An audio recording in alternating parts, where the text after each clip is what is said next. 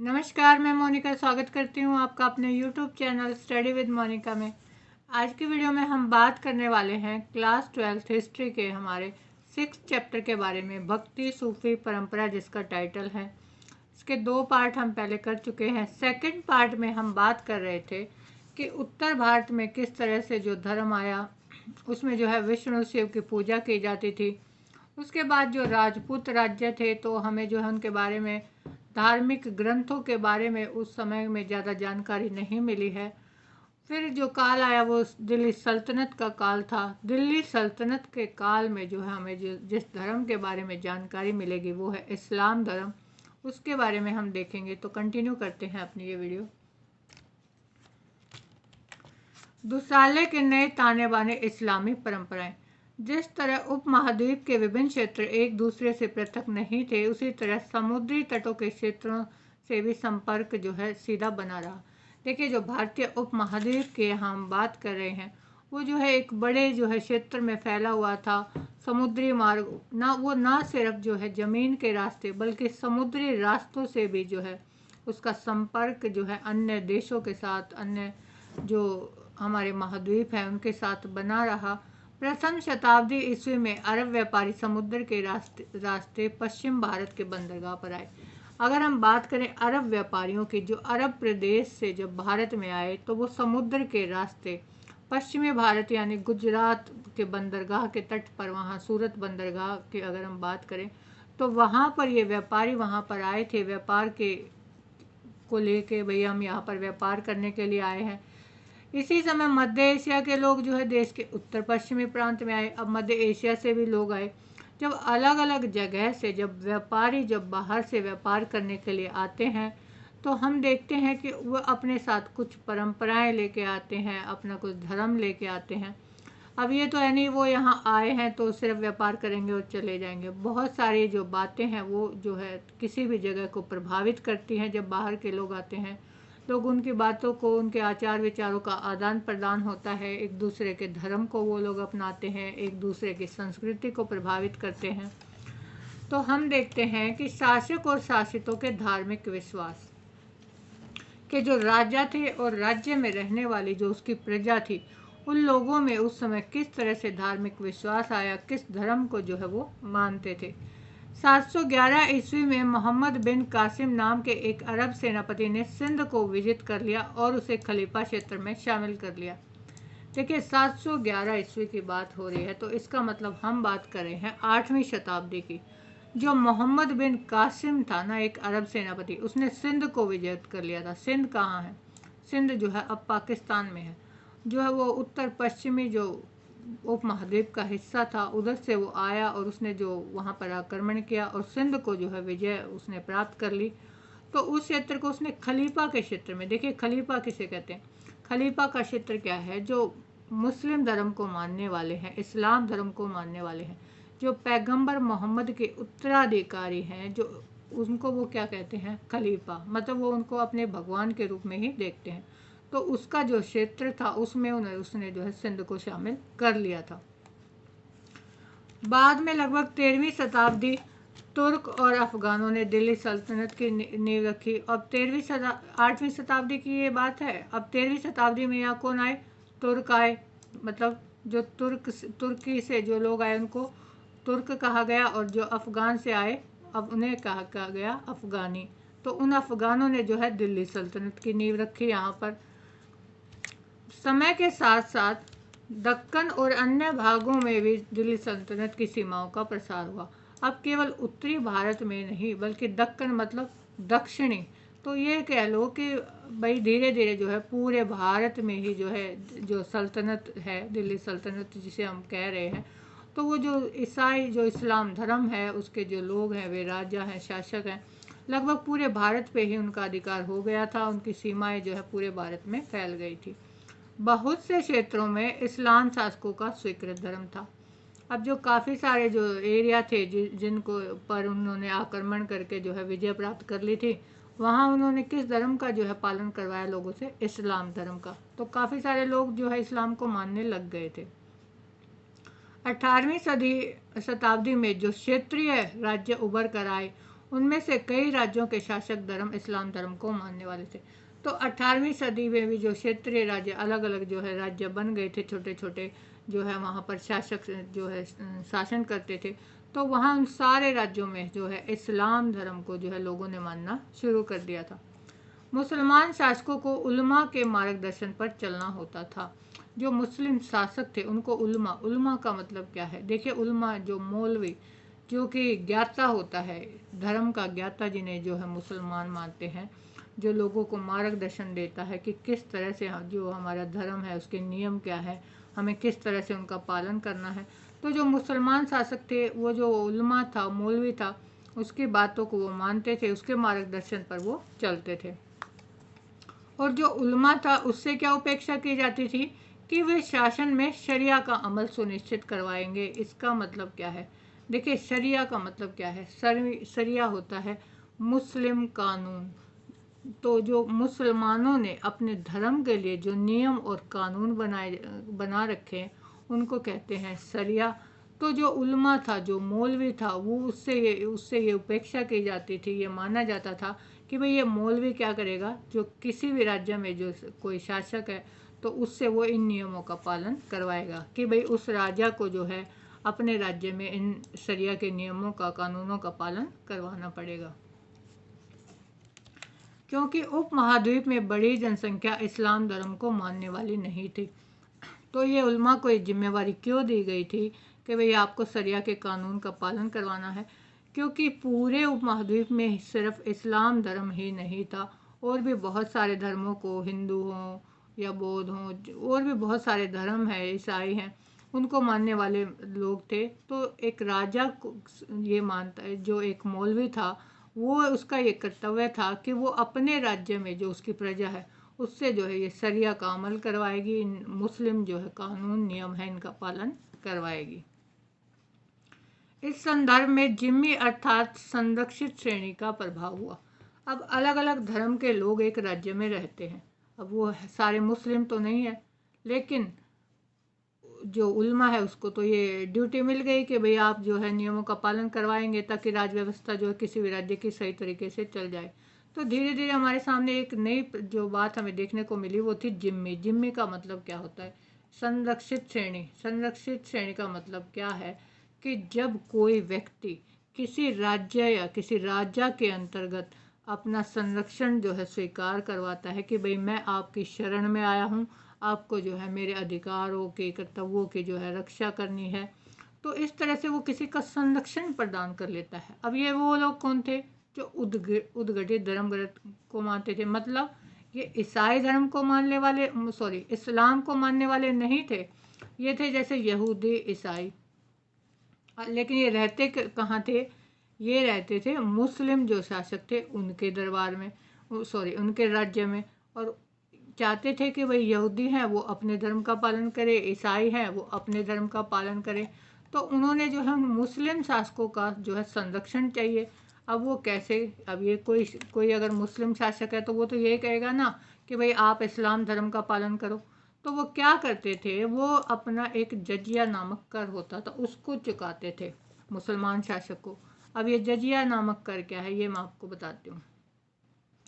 अगर कोई राज्य है उसमें कोई जो शासक है, जो राजा है, वो मुस्लिम शासक है, मुस्लिम धर्म को मानता है, लेकिन उसके राज्य में अगर ईसाई हैं, यहूदी हैं, हिंदी हैं, अगर वे उसके राज्य में रहते हैं और वे कहते हैं कि भाई हम तो अपने धर्म को ही मानेंगे, हम यहूदियों के धर्म को मानेंगे, ईसाइयों के धर्म को मानेंगे, तो वो जो मुस्लिम शासक था वो एक तरह का टैक्स लगाता था उन लोगों के ऊपर।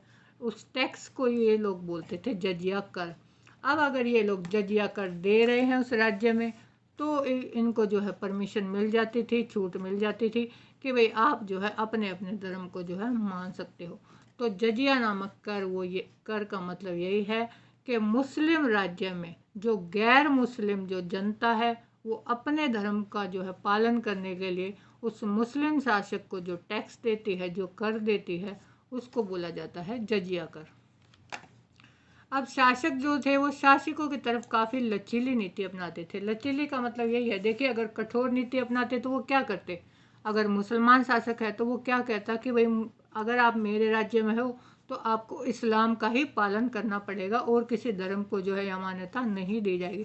लेकिन वो जो है लचीली नीति अपनाते थे। लचीली का मतलब यही है कि उनको छूट मिल जाती थी। उदाहरणतः बहुत से शासकों ने भूमि अनुदान में कर की छूट हिंदू, जैन, पारसी, ईसाई, यहूदी धर्म संस्थानों को दी। तो जो बहुत सारे शासक थे उन्होंने अगर कर में छूट दी है तो उसमें हिंदू भी हैं, जैन भी है, पारसी भी हैं, ईसाई हैं, तो वो एक ज़्यादा कठोर नीति वो नहीं अपनाते थे। साथ ही गैर मुसलमान धार्मिक नेताओं के प्रति श्रद्धा भी व्यक्त करते थे। वो जो है उनका सम्मान भी करते थे। ऐसा नहीं है कि उनको वही कि भाई ये मुसलमान नहीं है तो उसको घृणा की दृष्टि से देखते थे, वो उनका सम्मान भी करते थे। ऐसे जो हमें कुछ उदाहरण मिलते हैं कुछ मुस्लिम शासकों के, उनमें औरंगजेब और जो है अकबर है।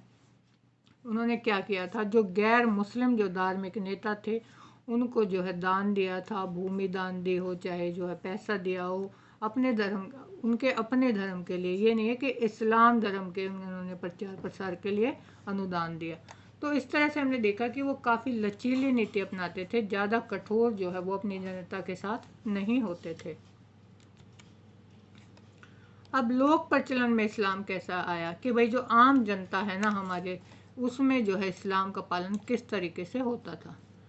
इस्लाम धर्म न केवल शासक वर्ग बल्कि उपमहाद्वीप के दूर दराज तक विभिन्न सामाजिक समुदायों, किसान, शिल्पी, योद्धा, व्यापारी के बीच फैल गया। देखिए ये नहीं है कि जो मुस्लिम शासक आए, अरब व्यापारी बनकर जो बाहर से आए थे, फिर इन्होंने दिल्ली सल्तनत की स्थापना कर ली, इन्होंने जो है यहाँ पर अपना अधिकार कर लिया। और ये सिर्फ शासक ही इस्लाम को जो है नहीं मानते थे, बल्कि यहाँ पर अलग बहुत सारे समुदाय थे, चाहे वो किसान हो, शिल्पी हैं, योद्धा हैं, व्यापारी हैं, ये बहुत सारे जो ग्रुप थे, ये समूह थे, इन लोगों ने जो है इस्लाम को मानना शुरू कर दिया था। इस्लाम धर्म की 5 बातें जो हमारे सामने आती हैं, ये बहुत इम्पोर्टेंट है। देखिए अगर एग्ज़ाम के व्यू से भी देखें तो इस्लाम की ये 5 बातें ये हमें ज़रूर याद करनी है, इसके ऊपर जो है क्वेश्चन ज़रूर आता है। तो इस्लाम की 5 बातें क्या हैं कि अल्लाह एकमात्र ईश्वर है। जो इस्लाम है वो क्या कहता है, वो अपने भगवान को जो है किस रूप में देखता है, अल्लाह के रूप में। हम हिंदू अगर बात करें तो हमारे लिए शिव जी है, किसी के लिए विष्णु है, कोई राम को अपना भगवान मानता है, कोई कृष्ण को, कोई देवियों की पूजा करता है। लेकिन अगर मुसलमानों की बात करें तो उनका एकमात्र ईश्वर का नाम वो क्या देते हैं, अल्लाह। और वो क्या अल्लाह को क्या कहते हैं कि वो पैगंबर मोहम्मद के उनके दूत हैं। पैगंबर मोहम्मद जो है अल्लाह के दूत हैं। दिन में 5 बार नमाज पढ़नी चाहिए। अब जो इस्लाम धर्म है वो क्या कहता है कि मनुष्य हम क्या करते हैं, अगर हम जैसे हिंदुओं को देखें तो वो पूजा अपनी जैसे दिया वगैरह जलाते हैं, पूजा करते हैं, लेकिन ये लोग दिन में 5 बार जो है नमाज पढ़ने की बात कहते हैं। और खैरात बांटी जानी चाहिए। खैरात मतलब भाई दान दक्षिणा भी जो है मनुष्य को करनी चाहिए। रमज़ान के महीने में रोज़ा रखना चाहिए और हज के लिए मक्का जाना चाहिए। रोज़ा रखना मतलब जैसे व्रत हमारा होता है, ये रोज़े रखते हैं, तो वो प्रत्येक व्यक्ति जो इस्लाम को मानता है उसको रोज़ा भी रखना चाहिए जो है रमज़ान के महीने में। और हज के लिए, हज क्या होती है, हज एक तरह से इस्लाम की जो है तीर्थ यात्रा है, उसके लिए इनको कहाँ जाने की सलाह दी जाती है, मक्का। मक्का में जो है जो इस्लाम की जो है पीर की जो दरगाह है वहाँ पर बहुत लोग जाते हैं तीर्थ यात्रा के लिए, उसको कहते हैं ये हज। तो प्रत्येक मुस्लिम का, प्रत्येक जो इस्लाम धर्म को मानने वाला व्यक्ति है उसका ये कर्तव्य है कि वो हज के लिए मक्का जाए। इन 5 बातों का ये लोग जो है सभी लोग पालन के लिए जो है बल देते हैं कि भाई इनका पालन करना जरूरी है इस्लाम में। अब पैगंबर मोहम्मद के बाद इस्लाम के 2 रूप देखने को मिले। देखिए पैगंबर मोहम्मद को जो है इन्होंने अल्लाह का दूत माना था कि भाई जो पैगंबर मोहम्मद हैं वो हमारे लिए अल्लाह के दूत बनकर आए हैं, हमें जो अपने अल्लाह के रूप में इनको देखना है। तो उसके बाद लेकिन इस्लाम जो है उनकी मृत्यु के बाद क्या हुआ, उससे पहले सब लोग जो है पैगंबर मोहम्मद को जो है अपना अल्लाह का दूत मानते थे, उनकी जो है भक्ति करते थे। लेकिन उनकी मृत्यु के बाद जो है इस्लाम धर्म है वो 2 भागों में बट गया, एक था शिया और एक था सुन्नी। शिया और सुन्नी में क्या फ़र्क है, जिन लोगों ने पैगंबर मोहम्मद के नियमों को माना, उसके बाद जो है उन्होंने कहा कि उनके जो दामाद हैं अली, उनको जो है अल्लाह के रूप में देखना है, तो जो उनके नियमों को जिन लोगों ने स्वीकार किया वो क्या थे, सुन्नी थे। लेकिन कुछ जो शिया है वो दो भागों में ये लोग बट गए थे। जो सिया थे वो ये कहते थे कि इससे पहले जो 4 जो उत्तराधिकारी खलीफा के जो माने हैं वे सही नहीं है।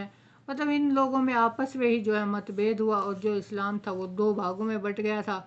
एक को जो है थोड़ा कट्टर मानते हैं, एक जो है थोड़े सॉफ्ट होते हैं कि भाई वो स्वीकार कर लेते हैं नियमों और पालनों को।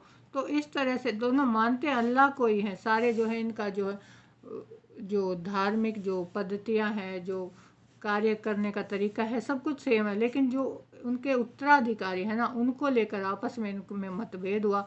तो इस तरह से इस्लाम जो था वो शिया और सुन्नी 2 भागों में बट गया। अब इसके अलावा अरब मुसलमान व्यापारी जो मालाबार तट केरल के किनारे बसे, उन्होंने स्थानीय मलयालम भाषा को अपनाया। अभी तो स्थानीय आचार जैसे मातृगृहता को भी अपनाया।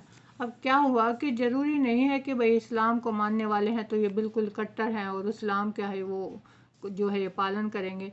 ये जो अरब मुसलमान व्यापारी थे जो यहाँ पर आए, इन्होंने अगर ये केरल में आए हैं मालाबार तट पर, तो इन्होंने जो केरल की भाषा है ना मलयालम भाषा, उसको भी अपनाया। सिर्फ ये नहीं है कि भाई मुसलमान है तो वो उर्दू भाषा या इनकी जो अपनी भाषा उसका ही प्रयोग करेंगे। इन्होंने केरल की जो स्थानीय भाषा थी मलयालम, उसको भी सीखा, उसको भी अपनाया।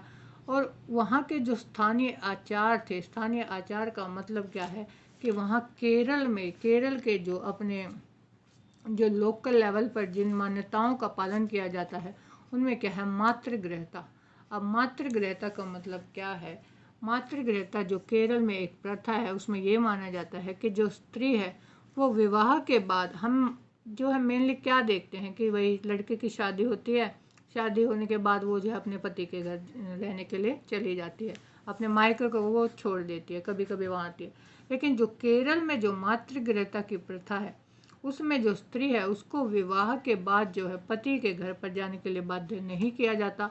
अभी तो क्या माना जाता है कि जो उसका पति है वो अगर आने, वो अपने घर में ही रहती है, उसका पति अगर आना चाहे तो उसके साथ आकर रह सकता है। तो ये जो वहाँ के स्थानीय जो प्रथा थी उसको भी जो ये अरब मुसलमान व्यापारी थे इन लोगों ने अपनाया था। अब हम देखते हैं समुदायों के नाम कि देखिए जो समाज आज भी, हमें अगर समुदाय की बात हम करते हैं तो भारत में अगर हम बात करें तो सबसे पहले हम ये मानते हैं कि हमारे जो वर्ग समुदाय हैं वो हिंदू समुदाय है के लोग हैं, मुसलमान के हैं, ईसाई के, इस तरह से अलग अलग समुदाय में लोगों को बांट रखा है। तो इन्हीं समुदाय की हम बात करते हैं। हम हिंदू और मुसलमान जाति शब्दों को धार्मिक समुदाय के रूप में मानते हैं। देखिए अगर हिंदू की बात करेंगे तो हम एकदम से मान लेते हैं कि भाई ये मंदिरों में ये पूजा करते हैं, शिव की पूजा करते हैं, श्री राम की, कृष्ण की। अगर हम बात करें मुसलमानों की तो हम ये मानते हैं कि भाई ये अल्लाह को मानने वाले हैं, नमाज पढ़ने वाले। एकदम से जो है हमारे माइंड में क्लिक करती हैं ये चीज़ें कि भाई हिंदू क्या है, मुसलमान क्या है। एक जातियों के रूप में जो है हमने समाज को बांट दिया है। किंतु सच बात यह है कि इन शब्दों का बहुत समय तक कोई प्रयोग नहीं था। लेकिन अगर हम बात करते हैं अपने प्राचीन समय की, तो उस समय इस तरह की जो जातियों के रूप में हम जो समुदाय को देखते हैं, पहले इस तरह की बातें हमें देखने को नहीं मिलती। इतिहासकारों ने 8वीं शताब्दी के मध्य संस्कृत और अभिलेखों का अध्ययन किया। वे इस तथ्य को उजागर करते हैं कि इनमें मुसलमान शब्दों का प्रयोग किया गया है और लोगों का वर्गीकरण जन्म स्थान के आधार पर किया जाता था।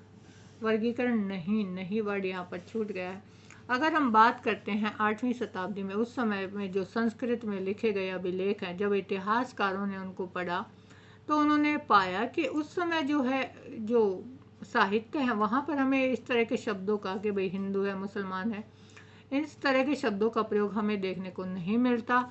बल्कि लोगों का जो वर्गीकरण है उनके जन्म स्थान के रूप में हमें मिलता है। जन्म स्थान का मतलब क्या है कि जैसे हम भारत में अगर किसी का जन्म हुआ तो हम उसको क्या कहेंगे, भारतीय। तो इसी तरह इन मुसलमानों का अगर हम देखें तो जो तुर्की के मुसलमान थे उनको क्या कहा जाता था, तुरुस्क। उनको मुसलमान नहीं कहा जाता था, बल्कि तुर्क में जो इस्लाम को मानने वाले लोग थे उनको कहा जाता था तुरुस्क। और तजाकिस्तान की बात करें तो वहाँ के लोगों को बोला जाता था ताजिक। फारस के लोगों को बोला जाता था पारसिक। तो इस तरह से लोगों को उनके जन्म स्थान के आधार पर जो है उनका वर्णन मिलता है। मुसलमान शब्द का प्रयोग हमें जो है देखने को नहीं मिलता।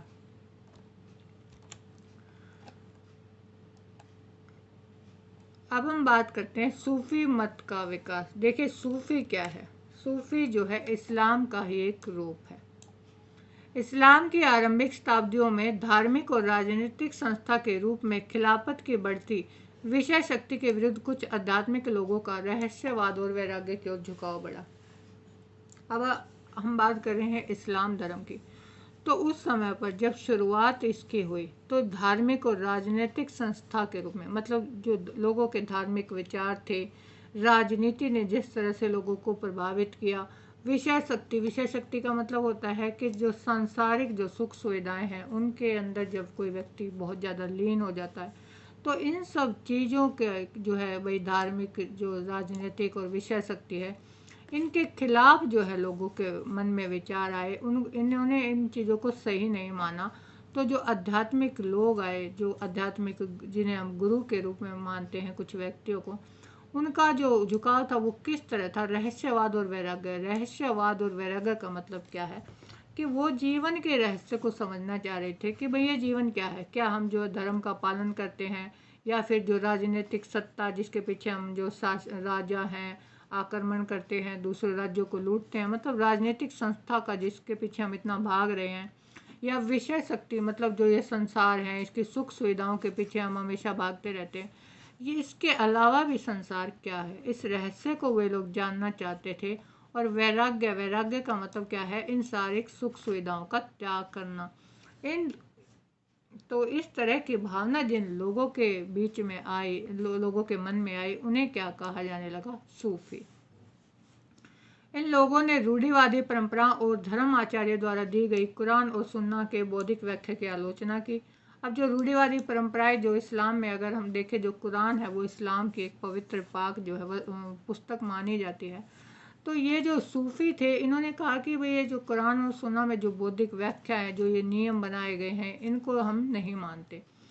इनके विपरीत उन्होंने मुक्ति की प्राप्ति के लिए ईश्वर की भक्ति और उनके आदेशों के पालन पर बल दिया। वो क्या मानते थे कि हमें जो है ईश्वर की, ये सिर्फ इन नियमों का ही पालन हमें नहीं करना, बल्कि हमें जो है अपने ईश्वर की भक्ति करनी चाहिए, उसके आदेशों का पालन करना चाहिए।